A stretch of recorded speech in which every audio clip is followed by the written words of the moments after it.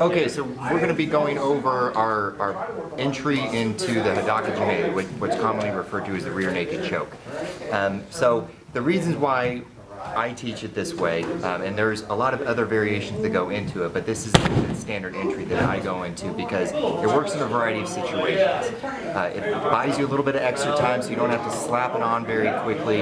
If you're hand fighting a lot, the initial steps actually help combat that. It gives you a little bit of extra time to get your hands together, and it's a good flow in between the different stages and the different types of the Hadaka Jime. Primarily, what we have is the palm-to-palm variation of it with a gable grip.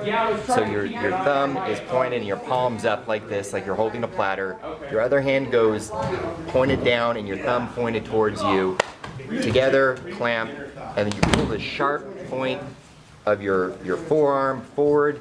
That hits the trachea as well as collapsing the carotid arteries to produce a choke as well as a nice constricting feeling on the trachea, which is never good. And by the way, just a point of trivia here, but it helps understand the move better. When you said constricting, Derrick, shimewaza,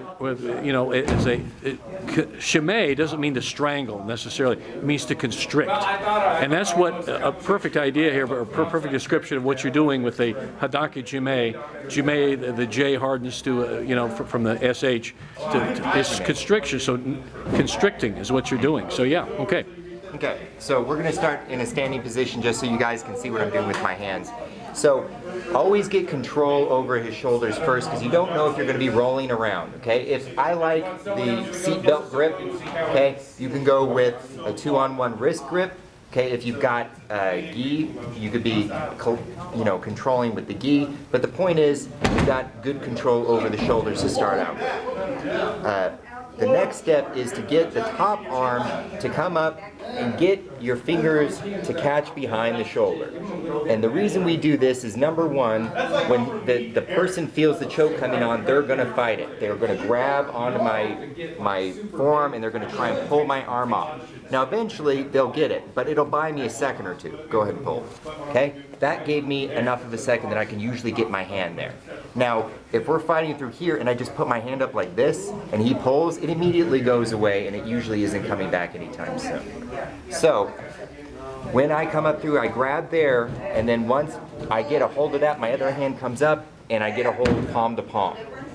Not figure four at first because all you've got time for usually is to get your hand up and together. You might even hold like this to keep him from pulling your hand away. Mike, can you pull your arms down so we can see? No, I mean just let go of your hand so you can see around that neck. There you go. Okay. That's what. So we're here. My hand's out, comes through, catch the palm to palm, put your head against the back of his head, and then squeeze. The forearm goes against the back of the scapula or the shoulder blade as you squeeze. Okay. Now, if that's not working, I'm squeezing, okay? He gets his chin down or he succeeds in holding my forearm. Now we can go figure four because I need a little bit of extra oomph. Now what I'm not going to do is slide through like this and then fold back over and around because once I do that, he grabs my forearm, there we go.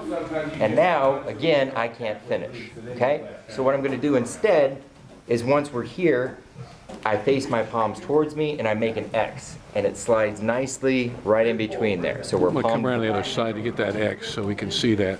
Okay, so we're palm to palm, hands face towards me, okay? Slide my hand back behind there and then you just squeeze. Okay, and you've got pretty good control at that point. Slide back through, it's easy to get a hold of my bicep then. By just sliding my hands, I will eventually hit my bicep and my other hand will go behind the back of the head. I grab the bicep and I turn the edge of my hand towards my other shoulder, okay, to get the knife edge of my hand against the back of his head to aid in the pushing motion. And then all you do is you put your head in and you squeeze. Now, a lot of people put their hand on the head. Let's talk about that because that's not the strongest of ways to do it. Okay, so again, if I'm going through my motions, and even if I come up through here like this and grab the top of the head, the problem with this is that I'm no longer pushing the head with this hand. I'm holding on to it so that I can squeeze, and I will eventually get the tap, but you'll notice how long that took. Okay? The other problem with that is that when I'm here, he can grab my hand and pull it down. Okay? Happens all the time. So even coming behind here, you'll still occasionally see people reach back behind there and grab the hand and pull it off. Okay? And again, your choke's off there. So instead of grabbing and then doing a looping motion back behind, again, we face the palms towards us, slide over, and now he's going to have a dickens of a time trying to pull my forearms out of there. Okay? He might eventually get it. Okay? See, it is possible, but only if my head's way back here. As soon as we get through here, I put my head in, and now I've got an extra clamp to keep him from pulling my arm off. Or I can put my chin up there too.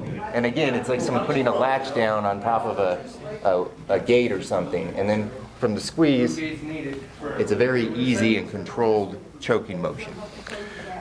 That really is the old-fashioned pro wrestling sleeper hold right there, and it's because you're doing it. Remember, with Hadaka Jime, and especially this case, we're not just choking the carotids, we're going against the trachea as well. It hurts more, Yep. you know, so you get that gag effect. So we want to give them double trouble. Hurt the trachea, you know, block the trachea, that's a classic choke. And the strangle part of it, the constricting part of it, is what you just did with the carotids.